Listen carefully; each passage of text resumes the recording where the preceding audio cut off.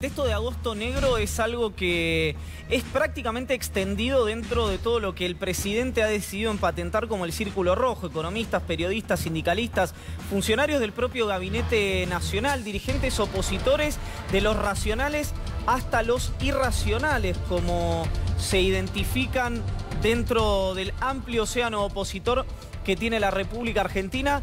Todos hablan de un agosto negro después de un 36% de devaluación de la moneda y ya a una altura, y ahora lo vamos a hablar con nuestros especialistas, Dani, que no termina de importar demasiado hoy si el dólar vale 38, 40, 42, porque el problema, que es la falta de confianza y la inestabilidad, hasta el momento sí.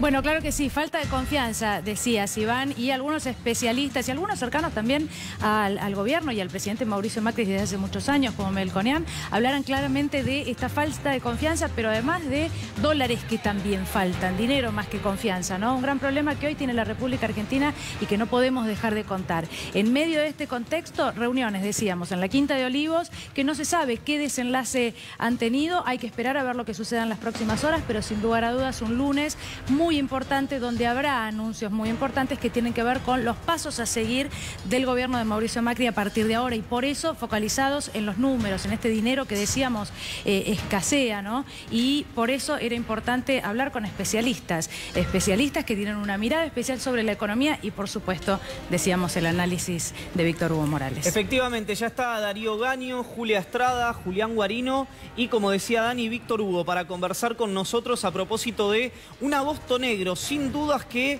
ha sido el mes más difícil para el gobierno nacional y, bueno, sin dudas para el resto de los argentinos y argentinas. Además, Julián tiene el detalle, el reboque fino de lo que está estudiando el gobierno en materia de retenciones. Vuelven las retenciones a la República Argentina. El detalle en instantes. Bueno, lo que ha pasado en la semana ha sido mucho. Nos sorprendíamos hace algunas horas atrás, ¿no? Cuando el dólar pasaba la barrera de los 34, y esto era una gran sorpresa para todos, pero no sabemos cómo. Pasaron pocas horas. Había hablado el presidente de la Nación. Algunos decían recibió un revés rotundo de los mercados y finalmente el dólar que superó la barrera de los 40 para después tener un día de tregua, ¿no? Podríamos decir la jornada de hoy. Pero todo esto ha pasado en lo que hoy calificamos como un agosto que sí ha sido negro, oscuro como mínimo. Bueno, como dijo el presidente del Banco Central hace unos minutos, la turbulencia cambiaria la consideramos superada. La salida del cepo, me parece que todos la han aplaudido. Tenemos un mercado de tipo de cambio flotante. Más cerca del 16, y al que le toca hacer las cosas mal. Tranquilizar el mercado y bajar la volatilidad es muy importante. Digo, no se preocupen por el dólar. Lo que hay que preocuparse es por bajar. Normalizar la economía en este primer semestre. En este país no tenemos problema de dólares. Este país produce dólares. Vamos en el túnel y negro. Sepan que vamos a tener seguramente semanas tranquilas.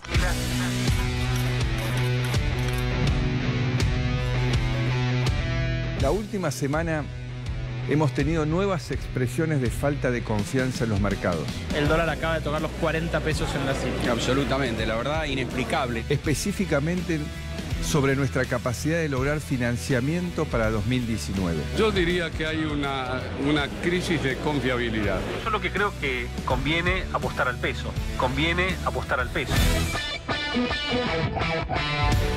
Ocurrieron nuevas turbulencias que nos recuerdan que somos parte de un mundo. Turbulencia cambiaria la consideramos superada. El presidente está convencido del trabajo de su equipo para llevar adelante esta turbulencia. ¿Y eso está bien explicado? Es para decirles a estos oportunistas, la gente no vaya a cambiar, va a quedar en 23, ahí va a estar. A la mañana arrancamos con 34.50, ¿cuánto está el dólar? 40 pesos. 40 pesos, increíble. Pero tenemos un capitán que tiene y que maneja el timón con mucha firmeza. Y los marineros, el equipo, es totalmente prescindible. Creo que se está creando una psicosis excesiva por el dólar. Yo lo liberaría lo más rápido posible y para mí vuelve abajo de los 40. Tranquilo. Conocer el momento de nerviosismo que se vivió varios sectores de la población. Macri no puede ser su propio ministro de Economía. Está clarísimo que hoy no hay un ministro de Economía en la Argentina. Para ordenar esta economía, que es un quilombo, necesitas un ministro de Economía. Pero sepan que estoy tomando todas las decisiones necesarias para cuidarlos. Estamos haciendo todo lo que está a nuestro alcance para salir adelante.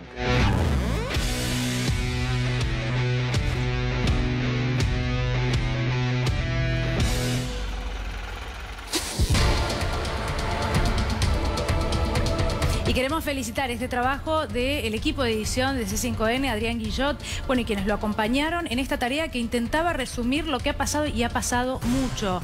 Mientras Iván, el presidente de la Nación, decía, no pasa nada, parece que fue ayer, ¿no? Tranquilos, no ha pasado nada. Y le preguntamos a Víctor Hugo, porque nos interesa su mirada, ¿no? ¿Qué es lo que ha pasado, Víctor Hugo, en esta semana?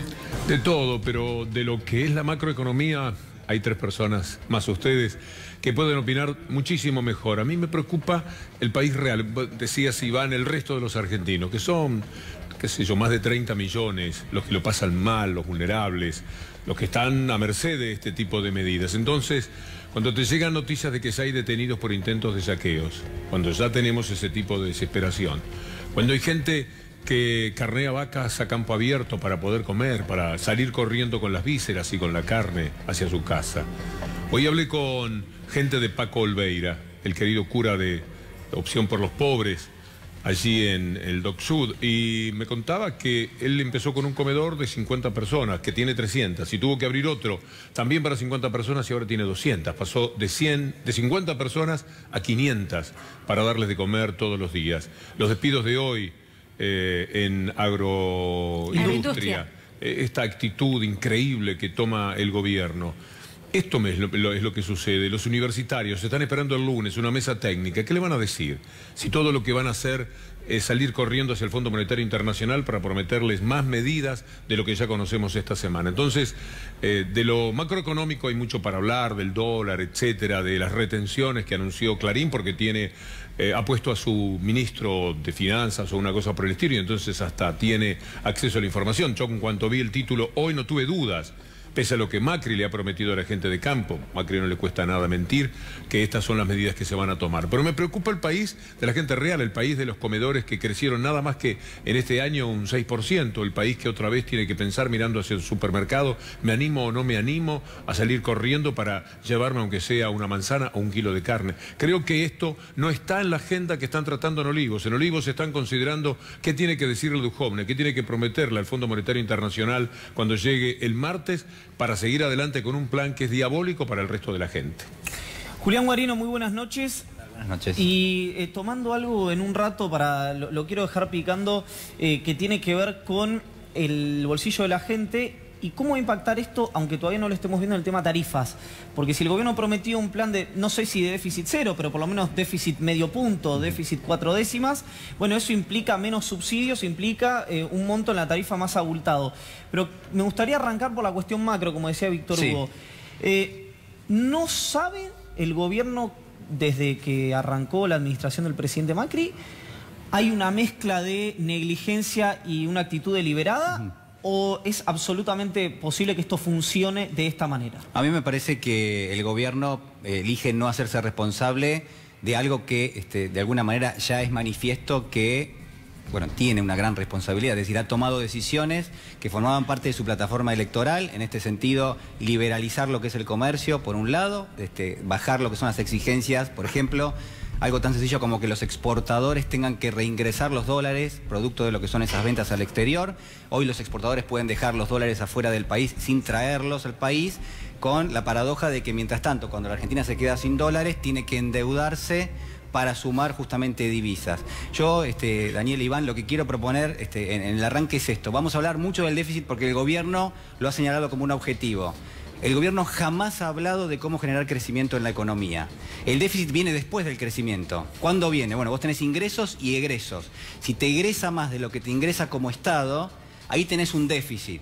Pero claro, cuando vos tenés mayor actividad económica, el Estado recauda más. compensa por el lado de los ingresos. Es decir, no tenemos por qué hablar solamente de déficit. Podríamos estar hablando de política económica y de por qué la Argentina está estancada en términos de crecimiento desde el año 2011.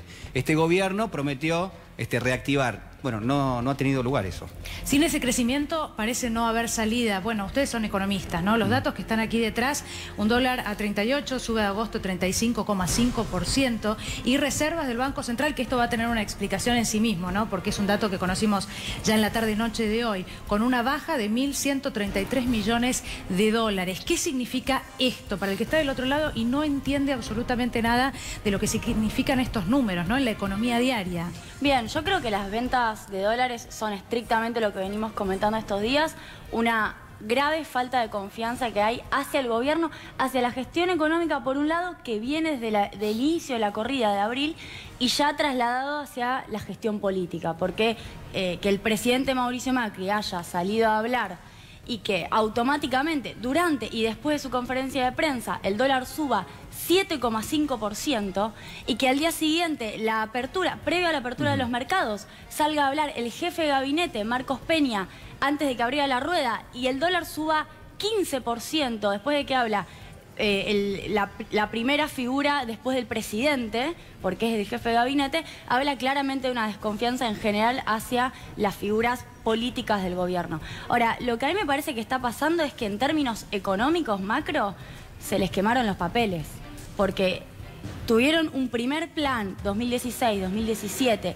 que yo sí creo que era un plan, que era volver al mundo, generar confianza, que llegaran las inversiones. Apostaron de buena fe a eso, quizás hasta un sector lo hizo.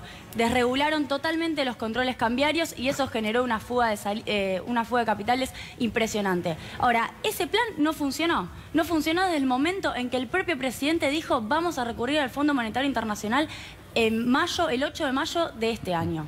Plan B, FMI para restituir la confianza. Y lo que está pasando ahora es que el plan FMI tampoco está cerrando, tampoco cuaja, porque lo que hizo el FMI es encorsetar al gobierno para que tome medidas, si se quiere, de mayor autonomía económica, y eso es lo que me parece que el gobierno debería pujar, para tener más autonomía, al menos en las decisiones del Banco Central.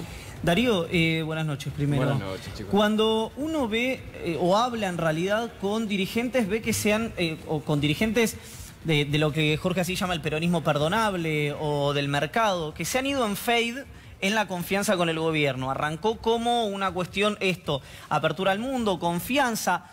Había una cosa como un mérito de lo que iba a hacer el gobierno, que era bajar el salario en dólares para algunos sectores que yo estoy mencionando.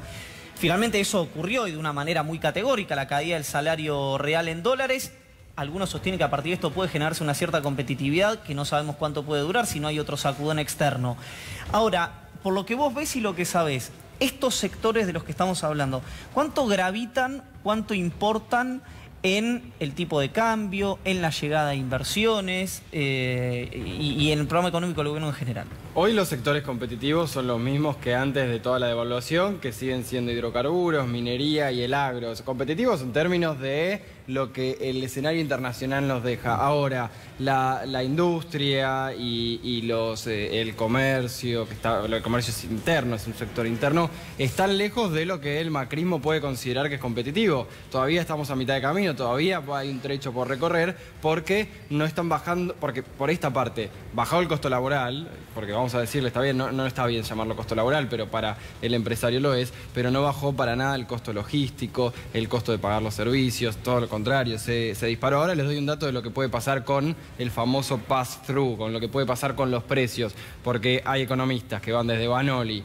hasta Melconian que lo están midiendo. Tengo los datos de qué es lo que dicen ellos que puede pasar con los precios. Pero en cuanto a en qué lugar estamos parados en el mundo, lamentablemente para la idea de mercado hiperabierto estamos lejos, porque nuestro lugar en el mundo en este contexto no es muy bueno, no es muy prometedor, teniendo en cuenta que para exportar todavía falta, porque no bajó para nada los costos para los empresarios. Todo lo contrario, los costos se dispararon y el principal costo que tienen los empresarios es el costo financiero, es el de poder pedir un préstamo para producir, y hoy eso se disparó por las nubes y lo decían todas las publicaciones del mundo en la tapa hoy, desde el Financial Times hasta los diarios de Uruguay, que Argentina es el que tiene la tasa de interés más alta del mundo y ese es el costo para producir más alto del mundo, más que Venezuela, resaltaban.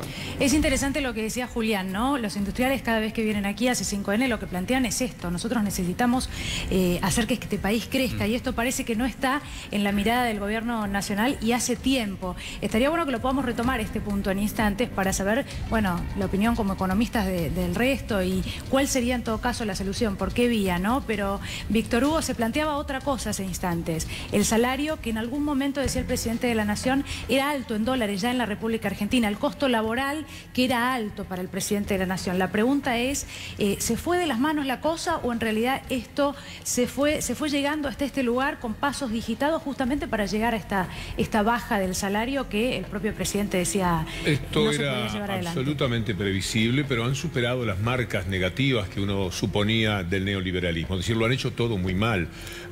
Pensemos en el viaje de Duhovne, el ministro de Hacienda al Fondo Monetario Internacional. ¿Creen los universitarios, uno solo de los universitarios del país, que Duhovne les va a decir, mire, tenemos un problema con los universitarios, queremos solucionar este problema, queremos darle mejores sueldos? No, le va a decir lo contrario. Al pedido que están haciendo los universitarios no lo vamos a considerar, no lo vamos a atender.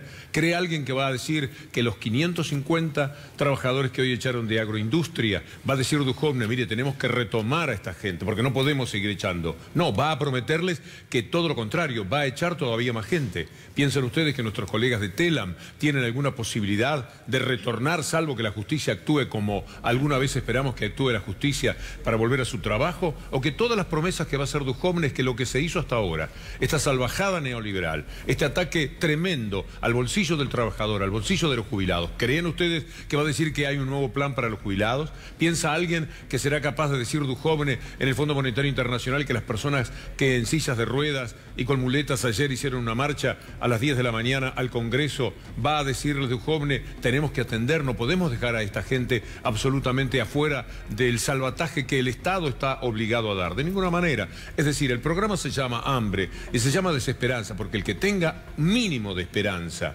en lo que el gobierno está haciendo en este momento y lo que va a hacer en los próximos días, me parece que está todavía más desubicado que cuando pensábamos lo que podía hacer este gobierno. Porque al fin de cuentas existía un margen para decir, bueno, que trabajen y veamos qué es lo que hacen. Ahora ya sabemos qué es lo que hacen. Entonces, a mí me parece atroz lo que está ocurriendo y solo se puede llegar arrastrándose hasta el final de este gobierno, que va a ser siempre el mismo y que seguramente en su continuidad intentará el establishment, el poder real, tener un correlato de Macri, que no sea Macri, que sea otro que se le parezca, para que las cosas sigan siendo así, para que el país sea más chico, para que los trabajadores, los jubilados, nadie pueda, los universitarios, los científicos, ¿quién puede permitirse esperanza mínima con este gobierno?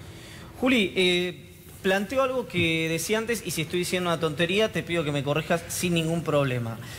Déficit cero, déficit de medio punto. En virtud de eso tienen que bajar los subsidios que hoy hay, no sé si están en un 30, 20% a las tarifas de servicios públicos que recibe la gente que nos está viendo. Si vos tenés que bajar el déficit y buena parte de eso es subsidios, al margen del aumento en tarifas que ya estaba pautado por las audiencias públicas y por el esquema que había presentado el gobierno, ¿podemos pensar que se puede profundizar ese aumento el año que viene por este plan de déficit? Le digo déficit cero por poner un término. Por supuesto. Es así. A ver, no hay ninguna magia en esto. Es decir, lo que deja de pagar el Estado en materia de subsidios es lo que termina pagando el hogar promedio en la Argentina, porque tiene que compensar precisamente ese peso que no va a estar puesto por parte del Estado. No hay ninguna magia en esto y es lo que vino haciendo el gobierno hasta ahora. La promesa, uno supone, para el Fondo Monetario, que está llevando Duhovne justamente en estas próximas horas, uno de los núcleos duros tiene que ver con estos. El gobierno va a intentar bajar prácticamente a cero lo que son los subsidios en materia de las tarifas. Esta es una de las promesas. La otra tiene que ver con las retenciones, hay algo que tiene que ver con los reintegros también, pero en líneas generales se basan en dos cuestiones. Por un lado, el ajuste, gastar menos. Y por otro lado, generar algún ingreso. Claro, ese ingreso se genera con impuestos.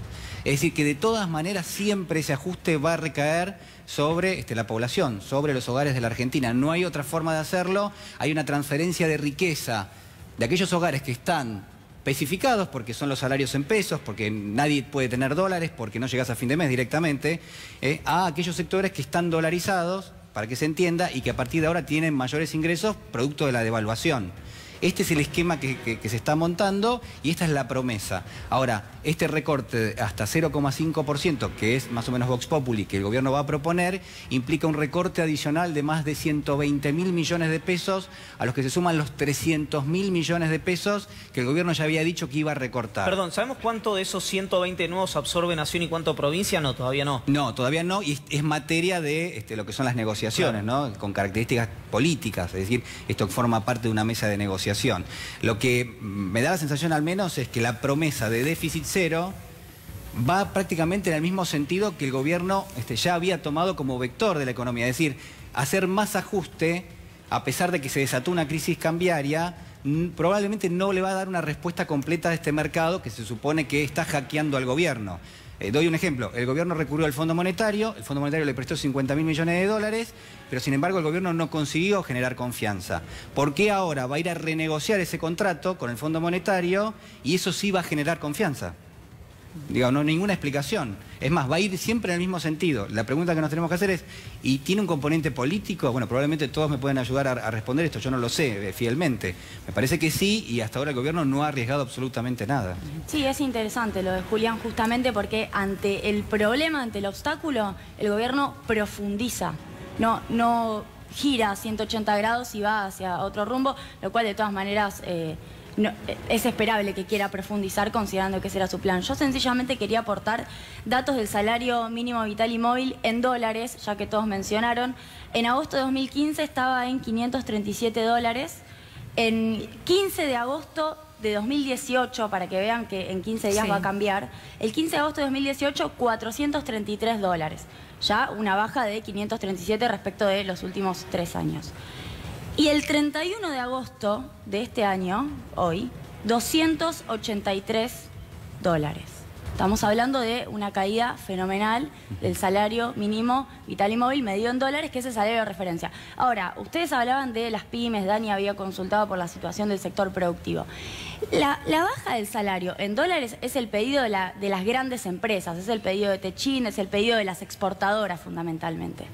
Las empresas que están en el mercado interno, primero, lo que necesitan es un salario alto para que el consumo exista, para que puedan vender. Entonces, la caída del salario en dólares, que además genera inflación local, para las pymes es caída del consumo. Solamente para el sector exportador les sirve la caída del salario en dólares. Y por otro lado, la competitividad tiene 4 o 5 componentes que exceden a lo salarial. Tiene cuestiones logísticas que están vinculadas al aumento de las naftas, tienen cuestiones energéticas vinculadas también a toda la cuestión tarifaria, por mencionar algunas cuestiones solamente. Tienen elementos financieros con alta tasa de interés. Entonces ya mencioné lo financiero, lo energético y lo logístico. Todo eso son parte de los costos de las pymes, no solamente lo laboral. Entonces bajar el costo laboral es solamente parcial y beneficiario a un sector empresarial que es el de las grandes y exportadoras. Hoy se resaltaba, en el gobierno resaltaban que las acciones argentinas en el mundo pegaron un rebote importante, que subieron, y es llamativo que se resalte eso desde el Ejecutivo porque, recordemos, si quieren un poco, cuando en el 2001 López Murphy hace ese recordadísimo anuncio de un recorte importante en las cuentas, 2.000 millones en educación en su momento, lo aplauden de pie, pero la bolsa rebotó un 17%, subió un 17%.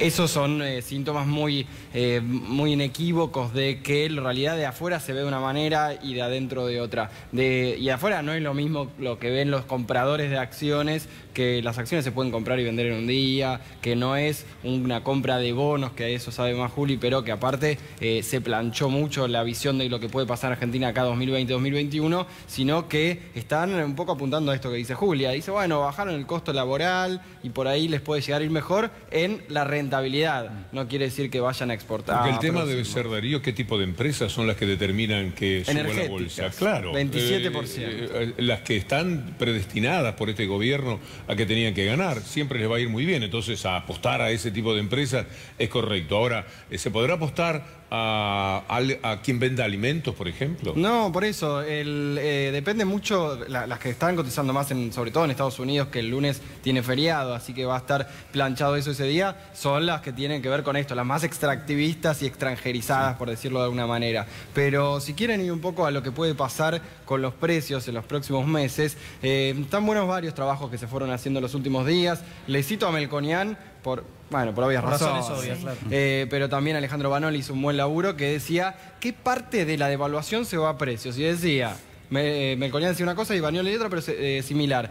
Hasta ahora, este año, para medirlo en la misma economía que tenemos del primer semestre, la devaluación fue el 60, o sea, hasta el que hicieron en el estudio, ¿no? Que el 60 y los precios habían subido o estaban predestinados a subir un 30. Bueno, ahora con una devaluación mayor, que puede ser el 100% en un año, eso se traslada entre la mitad y el 0,7% y el 70%. Entonces, si la devaluación es del 100, la inflación puede pegar en un 70%. ¿Qué otro dato podemos agregar a eso para ver si impacta menos? Y esto hay buenos laburos de Fabián D'Amico en 2002, por ejemplo, que dicen que con un desempleo alto, el impacto en precios es menor. ¿Por qué? Y porque básicamente se pide menos salario. Cuando vas ahí a esas colas largas a pedir laburo, esas fábricas que tienen 2 o 3 cuadras de cola, bueno... Un ejército de reserva. Como en el 2003. Claro, 2002, exactamente, por eso ese laburo se hizo en el 2002, que decían, ahí la devaluación no impactó tanto en precios. ¿Por qué? Porque la gente no compraba nada, no se consumía, el precio interno no sube, pero la diferencia acá importante es que incluso ahí se amortiguó un poco con todo lo que estaba contando Julián de las retenciones y demás. Ahora, bueno, el gobierno todavía no dio la definición del lunes y así todo, cuando la dé, bueno, no sé si la va a poder, porque les doy a dar un dato que sé que lo tenés, Iván, que más temprano lo dio Matías Longoni, que es lo que pasó en el Ministerio de Agroindustria. Hay un registro de declaraciones de exportaciones que se había cerrado y se reabrió en las últimas horas. Cuando se empezó a rumorear que volvían las retenciones, se exportaron entre ayer y hoy 6 millones de toneladas de maíz y de otros cereales. Clarín les avisó. Claro. Porque cuando Clarín lo pone en tapa, está diciéndole qué es lo que va a ocurrir. Se sabe que en esto Clarín, si puso nada menos que al ministro, debe tener la primera data. Lo más importante que ocurra siempre lo va a saber antes el diario. Le avisó a todos para que justamente vendieran antes de que, si efectivamente controlan las retenciones el próximo lunes, tuviesen que pagar. Todo es una gran estafa. Todo es una gran estafa comandada por esos medios de comunicación, que son los que tienen parte del poder real en la Argentina. Han hecho una trampa, es decir, hicieron la ley, pero antes habían hecho la trampa. Ya quedaron con un dinero que no van a tener que rendir el próximo lunes. Entre ayer y hoy se exportaron el 8% de la exportación en un año, al 0%. Si le ponen un 10, 15, 8% de retenciones a esas exportaciones, igual se exportaron... Julián me decía una cosa que marca de alguna manera que se ríen de la gente, porque los del campo van a ser como que protestan, pero yo no le creo tanto a las protestas. Contar, Julián, por qué los del campo no van a estar tan preocupados. Bueno, porque obviamente la devaluación les impacta muchísimo en los precios en pesos que ellos están vendiendo al extranjero, al exterior. Es decir, puntualmente el gobierno primero les dio la ventaja, esto es obvio, es decir, una devaluación del 100% implica una liquidación del 100% adicional en pesos del producto que están vendiendo al exterior. Obviamente a ese sector que tiene hoy unas ganancias extraordinarias, si vos le aplicas una retención, el impacto va a ser menor. De hecho, muy probablemente van a saldar positivo de lo que es toda esta corrida Preguntales antes, cuando el dólar estaba a 20, ¿qué prefieren? ¿Un dólar a 40 y que le quitemos un poco de retenciones? ¿O que mantenerse sin retenciones y con el dólar a 20? ¿Qué hubieran elegido? ¿El dólar a 40? Y además el gobierno tiene que tomar una decisión que es esta. Tiene que poner las retenciones, porque fíjense ustedes, que la Argentina exporta alimentos. Y si vos exportás alimentos, tu precio en pesos interno se tiende a igualar con tu precio externo, con el que estás vendiendo. Con una devaluación, los precios en pesos de lo que vos vendés al exterior son altísimos. Entonces, imagínense, trigo, maíz, todos productos que son insumos de alimentos que son elaborados y que se venden en la Argentina, terminan pegando un salto realmente enorme. Si vos le ponés una retención en el medio, en pesos el productor recibe menos pesos por cada producto que está exportando. Entonces le pones un techo a la posibilidad de trasladar ese aumento al mercado doméstico. Esta es un poco la idea, es decir, no es solo voy a recaudar más, es te tengo que poner esto porque si no la inflación se dispara. Víctor Hugo, ¿y qué pasa desde lo político? Fue una semana, ya desde la semana anterior, ¿no? Había rumores de algún cambio en el gabinete, pero el país esperando a ver qué es lo que sucede el lunes y si efectivamente hay un cambio de nombres. ¿Alcanza con un cambio de nombres cuando parece que la política puede seguir siendo la misma? No sé, a mí me da la sensación de que el más señalado es Marcos Peña y me cuesta creer en esto de la cuestión política. Iván y vos quizás se manejan con mayor data, pero que Macri lo eche a Marcos Peña, que acepte que se vaya, es como aceptar que lo operen del cerebro, más o menos, porque Marcos Peña es el cerebro de Macri. En consecuencia, es muy raro. Yo diría que es más factible que Marcos Peña lo eche a Macri, a que Macri lo eche a Marcos Peña. Pero todos lo miran a Marcos Peña, porque la pelea de Vidal, de Frigerio contra Marcos Peña es evidente, la ve cualquier ciudadano más o menos mínimamente informado. Y yo no sé qué están haciendo en Olivos, debe ser una bolsa de gatos eso, echándose las culpas y dando a entender que si no sale Marcos Peña no hay credibilidad. Marcos Peña ha mentido más que Macri, es una cosa difícil de conseguir. Entonces políticamente Marcos Peña es inviable, pero ¿cómo haces para echarlo si es el mismo Macri finalmente Marcos Peña? En consecuencia, ¿por dónde van a ir? ¿Qué van a echar a Berman de Medio Ambiente? ¿Qué ganarían con esto? ¿Qué van a tocar ahora desde ese lugar? Entonces la expectativa política, eso de echar un ministro, un fusible, que en algunos casos se da, a mí me parece que no va a ocurrir, y si ocurre no tendrá ninguna significación especial, salvo que fuese Marcos Peña y que al lado de Macri hubiese alguien que efectivamente tuviese una influencia más positiva para mirar a la gente. María Eugenia Vidal está en la provincia de Buenos Aires, sabe perfectamente qué es lo que está ocurriendo. Lo que yo cuento de Paco Olveira, de 500 chicos en lugar de 50, que hace apenas 2 años o 2 años y medio iban a los comedores, ella lo sabe, ella lo siente, está tomando medidas en estas horas para ver qué hace con los que pasan hambre. En consecuencia, quizás más cerca de Macri le podría decir, mirá, me estás hundiendo, yo no puedo seguir así con este tipo de pautas, y a lo mejor se sensibilizan frente a lo que está sucediendo, pero este es un gobierno insensible, un gobierno que no entiende absolutamente nada. ¿Cómo le vas a pedir a Macri que alguna vez pueda comprender lo que se siente en ser pobre, en pasar hambre, en tener un hijo al lado tuyo que le chifla la pancita porque no puede comer? Y encima pedirle sacrificio y decirle nada más como discurso, vamos todos juntos. Esa nimiedad, esa liviandad, eso que ya no tiene ningún peso en la gente porque además no resulta para nada creíble. En el ala política del gobierno, a propósito lo preguntaba Dani, lo que decía Víctor Hugo, hubo preocupación el día... ¿Cuándo empieza la corrida? ¿El miércoles a la noche o el martes a la noche? Es, que toca el primer techo, es el miércoles, ¿verdad? Miércoles, el día de los 34. El miércoles. El miércoles a la noche, que en Olivos están desde el miércoles a la noche. No sé si no salieron de Olivos, pero quiero decir, el cónclave se generó en Olivos del miércoles a la noche.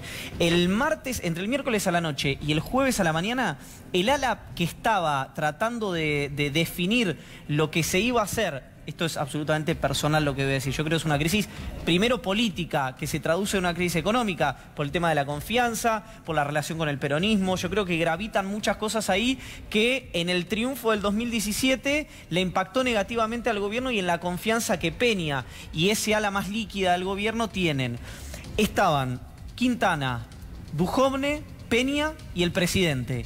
No había alguien de la mesa política, digamos, del gobierno. Lo que me dijo es: no tenés uno solo que haya hablado alguna vez con un peronista de los que estaban ahí adentro. Me lo decía medio en sorna, medio en serio, pero había una preocupación genuina de tomar las mismas decisiones y utilizar las mismas herramientas para resolver un problema que se generó por esas herramientas que vos utilizaste hasta el momento. Es decir, hoy le comentaba a Julián, y te quiero preguntar también a propósito de esto, hablaba con, bueno, con una casa de inversiones muy importante de la Argentina.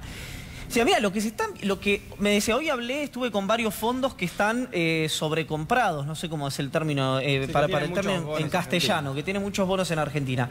O sea, lo que nosotros estamos viendo es que el presupuesto que tiene que aprobar el gobierno, que no alcanza con un decreto del presidente, si el PJ federal no lo quiere votar, que lo tiene que consensuar con el peronismo porque hacen falta una serie de reformas estructurales, siempre en la matriz de los inversores externos, que el gobierno solo ya está determinado que no la puede conseguir. Y la frase que me dijeron fue: ya se está mirando a la Argentina, no se está mirando a Macri.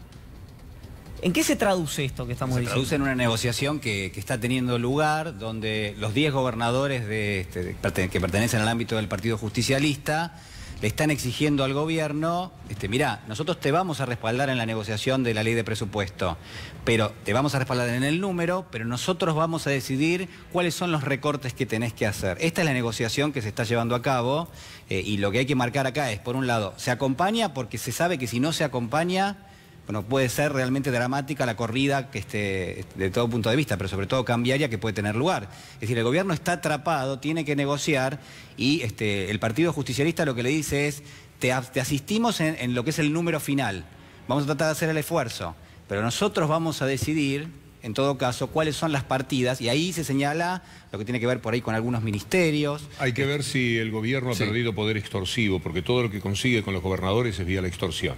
En consecuencia, hasta de los cuadernos famosos, hay que pensar si hay algún nombre de gobernador ahí que pueda estar siendo extorsionado en estos momentos. Todo está bajo extorsión. A Pichetto, cada vez que hay que votar algo, ya van a ver ustedes en La Nación o en Clarín, cuando aparezca el tema de ANSES referido a su hijo. Entonces, no hay mucha libertad para los senadores que tienen que votar y para los gobernadores si este gobierno mantiene lo único que tiene a su favor, que es el poder extorsivo. Bueno, yo lo que quiero decir es que los gobernadores están preocupados también porque emitieron mucha deuda en dólares en los últimos 2 años. Y eso hay que pagarlo. ¿Y los dólares quién los tiene? El Banco Central. Si no tenés los dólares del Banco Central, las provincias son inviables y tienen que venir a golpearle la puerta al Estado Nacional para que les refinancie la deuda. No, entonces, cuando venían a golpear la puerta al Estado Nacional, el gobierno les decía, pidan plata prestada. Claro, claro. Y sobre todo vayan a hablar con el hermano de Caputo en Nueva York, necesitan que él va a ser el que, les facilite todo lo que ustedes están necesitando. Oye, bueno, Iván hablaba de la mirada del mundo recién, y para este gobierno, desde un inicio, siempre fue muy importante, ¿no? Y utilizada en discursos la mirada del mundo, como el mundo nos veía. Es inevitable mencionar, y te pregunto, Julia, porque hoy la portada de Financial Times pone a la Argentina nuevamente en su tapa, no adentro, no un artículo perdido que uno tiene que buscar, sino en la portada. Tenía que ver con la elevación de las tasas en el día de ayer, ¿no? Pero qué tan importante, o por lo menos esa mirada del mundo, cómo nos afecta ahora cuando parece que la relación es directa con el Fondo Monetario Internacional. Pero llegamos a la portada, hay que ser cuidadosos con las comparaciones con el 2001, a mí no me gusta hacerlas, pero sí, la comparación es, bueno, con algunos años atrás donde hubo una crisis inevitable. Sí, es muy buena la pregunta. Yo creo que el perjuicio es bilateral. Creo que claramente Argentina queda con un precedente, ya con esta corrida, esperemos que no sea grave, pero ya con esta corrida queda con un precedente, queda un mojón en el historial respecto de la incapacidad de la gestión económica para lidiar con el tipo de cambio. No es el 2001, pero la suba es fenomenal. Y se hizo en el marco de un acuerdo con el Fondo Monetario Internacional y estando el FMI acá, y siendo Argentina sede del G20, y siendo Argentina el país que con Mauricio Macri reconstruyó una alianza geopolítica con Estados Unidos, que Estados Unidos hacía tiempo que quería construir en la región. Entonces digo, es bilateral porque tampoco al FMI les sirve un país en desastre. Un país en quiebra. Partiendo de la base de que básicamente lo miran con simpatía. Ese mundo financiero, el Financial Times inclusive, mira con alegría lo que está ocurriendo. Estos diarios que mencionamos, estas consultoras internacionales, etcétera, son hacedoras de un mundo en el que 62 personas tienen el mismo capital que 3.500 millones de habitantes en la Tierra. O sea, son los mismos gestores perversos de un mundo que es una inmundicia y que saben perfectamente lo que el neoliberalismo como herramienta más fuerte del capitalismo significa. Y lo aprobaron, hicieron todo lo posible. Durante años hicieron campaña para que todo lo que fuera idea de reparto, de inclusión en Argentina y en América Latina fracasara. Hicieron todo lo posible, así que ellos básicamente esto lo miran con simpatía. Si no, a un gobierno que vive de rodillas, que vive nada más que pasando la gorra, como el gobierno argentino, lo tendrían que mirar de una manera mucho más severa. El Fondo Monetario Internacional, ¿qué viene a decir nada? Si el Fondo Monetario Internacional, después de 5 o 6 años que había sembrado la desgracia de la Argentina, todo lo que hizo fue pedir disculpas porque se había excedido en el tipo de políticas que había hecho implementar el país. Sí. Estaba en baja el FMI hace un tiempo, está en baja en el mundo y de hecho muchos países no lo dejaron entrar. Hubo marchas y movilizaciones en toda Europa en contra del FMI hace varios años. Justo estuve en una en Cataluña y justo cuando se empezaba a hablar de la vuelta del FMI a los países que le estaba yendo mal en Europa. El ejemplo fue claro, Grecia le dejó entrar y ya vimos en el buen informe de Ale Berkovich cómo le fue. Ahora se fue con mucha más pobreza, mucho más desempleo, un país destrozado. Portugal, para poner un ejemplo, un país que le dijo que no al FMI y con medidas heterodoxas salió adelante le tomó un par de años, salió adelante y demostró que el FMI ya no estaba... El FMI y varios organismos supranacionales que están muy en baja. Ahora, en esta alianza que mencionaba Julia, del FMI con Argentina en la región, bueno, están los dos saliendo mal en este momento. Mira, un dato, Darío, de lo que contabas vos y citabas al colega Matías Longoni sobre los derechos, sobre el anticipo que habían recibido las cerealeras para liquidar. Sí. Me dice alguien del Instituto de Trabajo y Economía, Germán Abdala, me dice, la pérdida de recaudación por derechos de exportación, según lo que contó Matías Longoni, fueron 18.700 millones de pesos en un solo día. Los despidos de 10.000 empleados públicos que circuló hoy, según la Unión de Personal Civil de la Nación, generaría un ahorro en todo un año de 5.000 millones de pesos. Es decir, se perdió casi 4 veces lo que generaría el ahorro en un año. Se perdió ahora en 24 horas. Trabajadores que van a dejar de consumir lo que después pagan en impuestos, dan laburo, digo, para poner eso que también es una amortiguación cuando vos das laburo acá. Una cuestión respecto a los gobernadores, y ahora vamos a escuchar a propósito a los dirigentes políticos qué dijeron. También una cuestión, y eso pasó para no poner fechas, pero en todas las crisis sistémicas que tuvo la Argentina, y otra cuestión también que la quiero dejar en el escenario para preguntarle a todos ustedes es si yo creo que ya estamos en una crisis. Lo que pasa es que en Argentina, crisis parece solamente el 2001 de la Rúa, la hiper de Alfonsín o el Rodrigazo. Digamos, hay crisis que tienen un menor impacto, por suerte, social y económico, por lo menos en la coyuntura. Vamos a ver qué pasa en el corto, mediano plazo. Juega la pesada herencia de la que cínicamente habla el gobierno. Lo único que contiene a este gobierno son las medidas sociales que se tomaron previamente. Si vos no tuvieras un 35% más de jubilados, es decir, un recurso como el que se tiene, si no tuvieras 3,5 millones de chicos que reciben la AUH, si no tuvieras 1,5 millones de pensiones no contributivas, etcétera, esta gente no se podría sostener, porque toda esa gente sí que estaría en la calle. Si anoche hubo cacerolazos en la Argentina, imaginen ustedes el panorama que sería si en vez de la mayoría de los hogares, el 80% tienen 2 jubilaciones gracias a los que se jubilaron por la moratoria. Imagínate que fuera una sola jubilación mínima, con los remedios, con lo que están costando gracias a la libertad que ellos dieron, la liberación del mercado de los remedios, etcétera. Todo es una salvajada. Lo único que contiene a la gente en estos momentos son las medidas que se tomaron antes.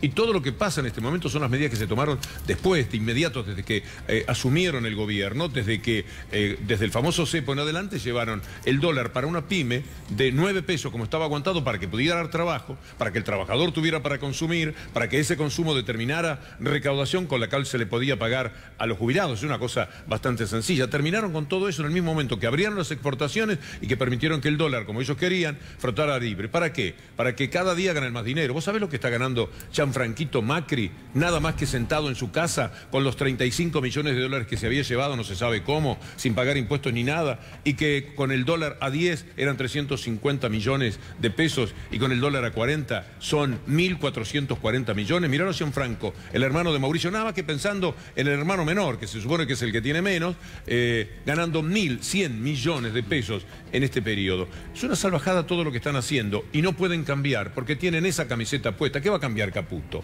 ¿Qué medida puede tomar Caputo si él tiene la camiseta propia y la camiseta de aquellos para los cuales ha trabajado toda la vida, que son las empresas a las que les hizo ganar con el dólar futuro, etcétera? No tiene la camiseta del país, no le importan los 40 millones de argentinos, y hay 10 que son ricos seguramente y no tienen tanto problema. Le importa su trabajo, le importa su cuenta y le importa la cuenta de la gente para la que trabajó toda la vida.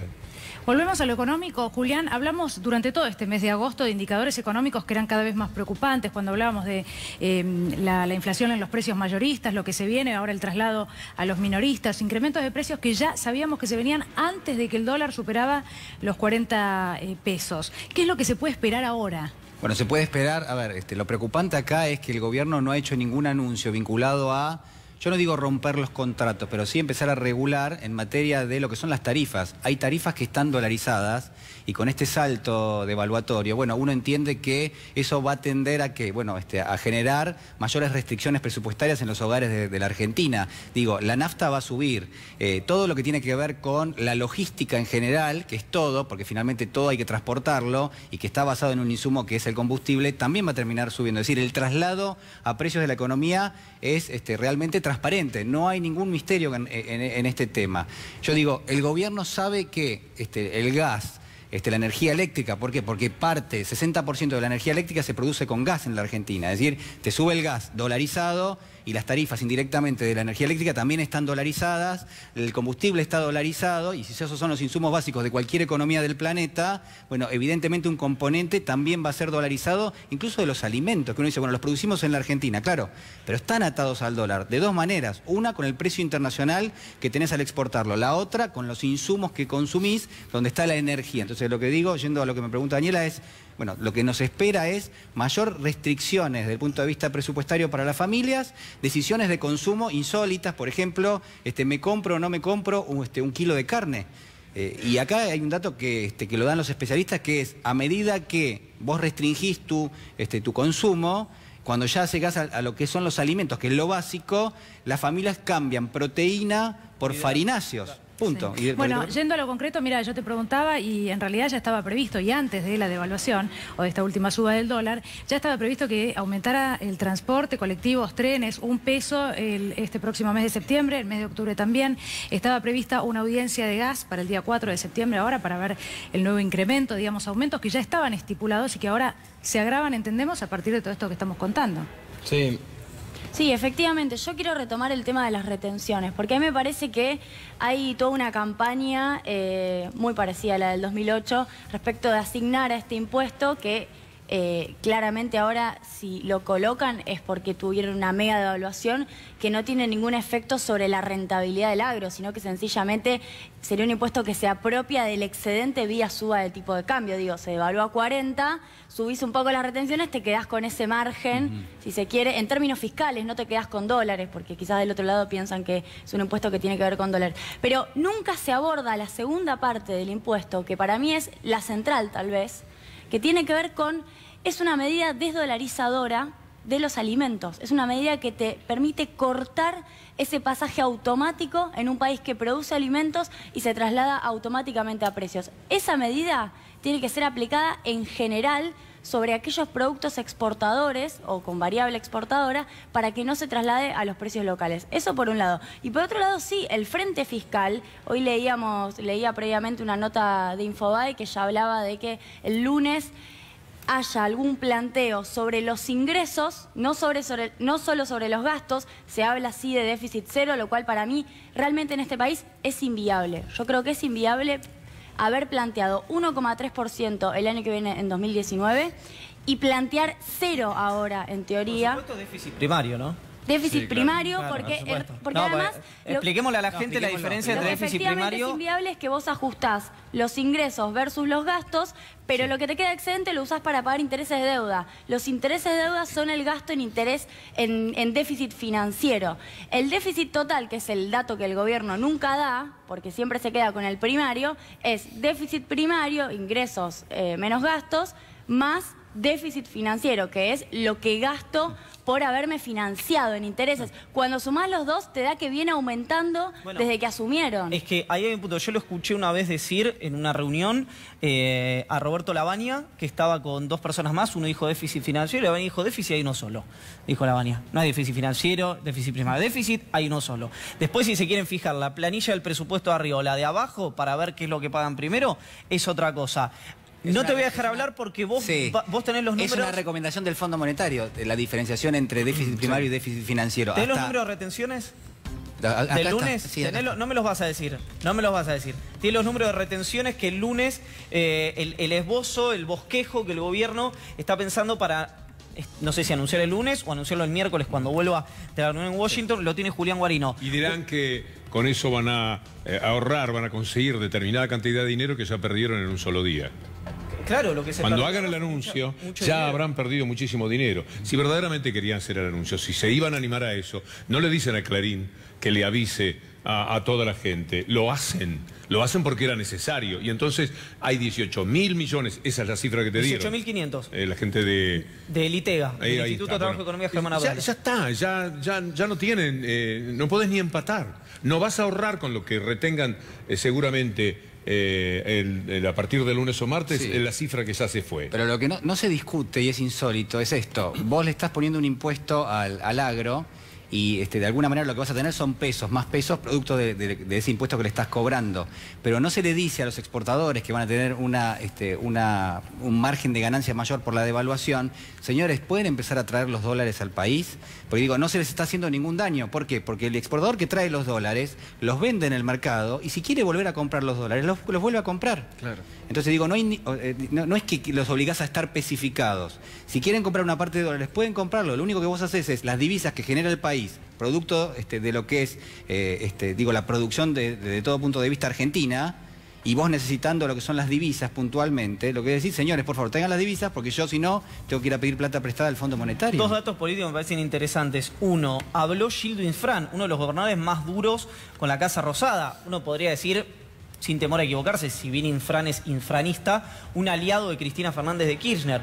Se sentó con un ministro el día del Consejo de las Américas, cuando estaba en la mesa coordinada de Olivos, y le dijo, claro que nosotros vamos a bancar el presupuesto, que vamos a apoyar, porque lo que saben y la memoria que tienen los gobernadores de todas las provincias, más los que están hace tanto tiempo como Infran, es que si cae el oficialismo nacional, arrastra los oficialismos provinciales.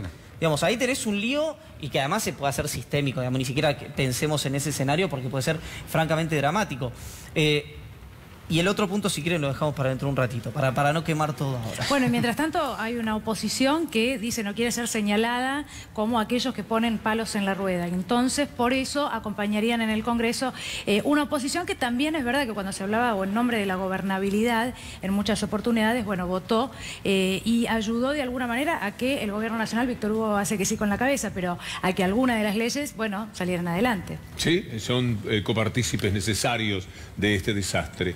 Hablaban de gobernabilidad, en realidad le hablan siempre al establishment, que es a lo que le temen, y acompañaron al gobierno en todas las medidas. Quedan muy pocos afuera de la responsabilidad de haber hambreado a la gente, de haberla dejado sin trabajo y sobre todo de haber comprometido el futuro. Porque cuando hablamos de la deuda que han contraído, estamos hablando de intereses que cuando se tengan que ir pagando, ya se tienen que estar pagando, determinarán que el presupuesto, hablar de salud, de educación, de mejor sueldo para los docentes, para los universitarios, de nuevamente trabajar sobre los remedios para que los más viejos que yo integro gasten menos. No hay posibilidades de devolver pensiones no contributivas, las van a seguir quitando todo lo que puedan. No tienen manera porque ese dinero es lo que le están diciendo al Fondo Monetario Internacional. Quédense tranquilos, nosotros vamos a hacer cualquier cosa, vamos a pagar los intereses a rajatabla. Para pagar los intereses a rajatabla no pueden atender ninguna de las básicas necesidades que tiene la gente. Darío, ¿qué país le deja Macri, a Vidal, a Cristina, a Massa? Hace 8 días, y el Instituto CIPEC, que es un centro que yo respeto mucho, pero que tiene una relación, no es un centro antimacrista, por decirlo de alguna manera, cuyo jefe de economía es Martín Rapetti, hace 8 días, antes de esta devaluación, planteaba que el escenario para el año que viene podía ser de una economía, y les digo bien, estancada, una economía empantanada o una economía caótica mini 2002. Por eso, Dani, cuando decías 2001, bueno, el escenario en términos de variables de lo que miramos los economistas, hay muchos similares. Y decía un 2002 en términos de cómo se está ordenando esto según el gobierno. El gobierno considera que esto se va a ir ordenando de alguna manera, pero queda una economía muy, muy deteriorada en lo interno y muy vulnerable. Eso es lo principal que está pasando ahora. Porque, de nuevo, si el gobierno puede convencer al FMI y si va para adelante con esto, a quienes convence, que son los mercados y esta cuestión tan lejos de lo real, se pueden ir de un momento a otro como ya se han ido y como hace un par de meses dicen, nos vamos mañana, se van un día, a veces vuelven o no. Es interesante en cuanto a lo que hablan de las retenciones y el campo, porque el gobierno puso tantas veces como ejemplo a Chile, y hay muchos cercanos al gobierno ponen como ejemplo a Chile. En Chile el cobre, la exportación de cobre, el precio está absolutamente monitoreado por el Estado.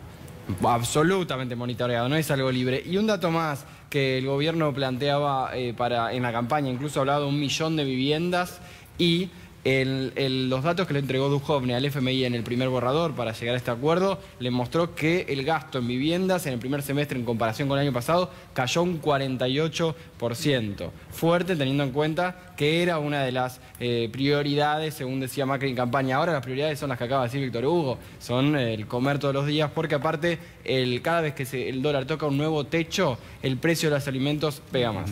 Julia. Bien. Perdón, tenemos que hacer un breve cierre cada uno, me grita Leandro Gabriel. Sí, ya no quedamos sin tiempo. Yo estoy hecho conmigo tranquilo, ¿saben? No, varias cosas. A mí me parece que la salida, porque a veces muchos nos preguntan, a ver, que uno no está al frente del Ministerio de Economía y no tiene además esa cosa soberbia que han tenido muchos durante muchos años de decir que era lo que había que hacer. Pero me parece que la salida es potenciando la demanda. Si el lunes no hay medidas que apunten mínimamente a potenciar la demanda, a que los salarios se recompongan, a que haya más plata en la calle para que se reactive el consumo son 2/3 partes del producto. No vamos a crecer si la gente no tiene plata para ir al supermercado. Eso es básico. Si el lunes no hay medidas de ese tipo, vamos hacia el escenario que están diciendo todas las consultoras que dice Darío, próximos años, 2 seguro de recesión. Guarino, un cierre con lo que usted tenga, con lo que quiera. 5% la base de las retenciones que se están negociando, que se están discutiendo ahora para el trigo, para el maíz, para el girasol, y el freno en lo que es la baja de el esquema de retenciones para lo que son la exportación de porotos de soja. Poroto, no derivados. No, derivados ya teníamos, en principio una medida que ya había tomado, el gobierno también había bajado los reintegros. Entonces, trigo, maíz, girasol. Girasol, 5% base. 5% de base. Podría subir un poco más. Podría también. subir un poco Podría más. ser un poquito más. Bueno, habrá que hacer el cálculo durante el fin de semana y gracias por el dato, Juli, sí, de cuánto dinero estamos hablando. Víctor Hugo, se viene, por último, breve y muy cortito, se viene un septiembre complicado por los indicadores y también porque hay medidas de fuerza ya planteadas, la CGT, la CTA 12 horas antes para el 25 de septiembre. Sí, lo único bueno de septiembre es que va a ser un poco mejor que octubre. Y empieza la primavera. Bueno, nos quedamos tranquilos. Sí, a ver, los números de la economía real que vemos ahora son el impacto de la evaluación de mayo y junio. Lo que está pasando ahora va a tardar en verse, esto recién empieza también. Esto recién empieza. Gracias por el chico. Gracias, chicos, gracias a todos, gracias por haber estado aquí esta noche. Gracias, Víctor Hugo. Muchísimas gracias, como siempre. Bueno, nos despedimos, nos vamos. Nos despedimos, se quedan en la continuidad de C5N, por supuesto. Así es, claro que tengan sí. todos un buen fin de semana y aquí estaremos. Mercedes Mendoza, que ya llega. Nos encontramos el lunes. Efectivamente, adiós. Buen fin de semana.